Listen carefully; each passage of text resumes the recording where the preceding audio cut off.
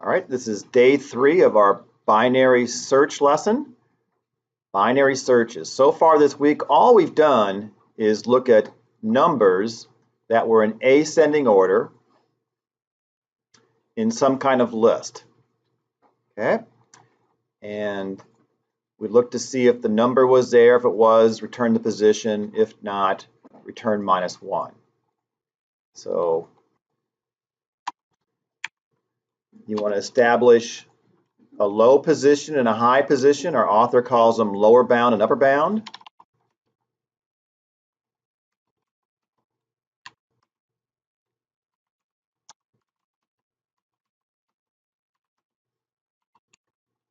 And then you go into a loop and keep looping as long as lower bound is not bigger than upper bound. Okay, so that upper bound will be the far right side of our array, which would be what? AR dot length -1. So while lower bound is not bigger than upper bound. Okay, so while lower bound is less than or equal. I could have literally typed in what I said, while not lower bound bigger than upper bound.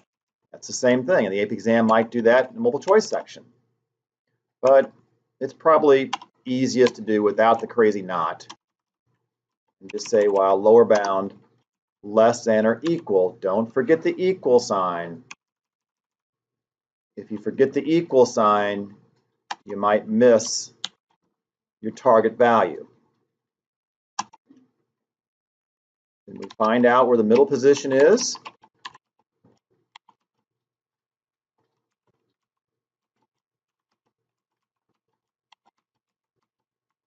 You want to int, don't divide by 2.0, you want to index position. Index positions are all ints. And then we see if that mid position, we called it the guess position yesterday in our game of high-low, if that mid position is where our target resides, hopefully.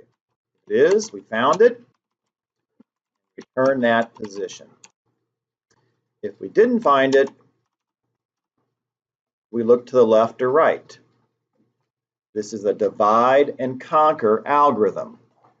When we don't find our target in the middle,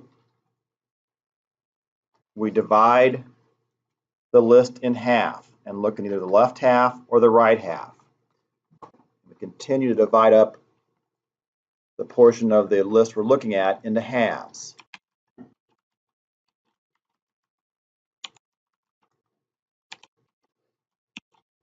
Okay, again, these first 7 lines here, everyone in the classroom has something just like that.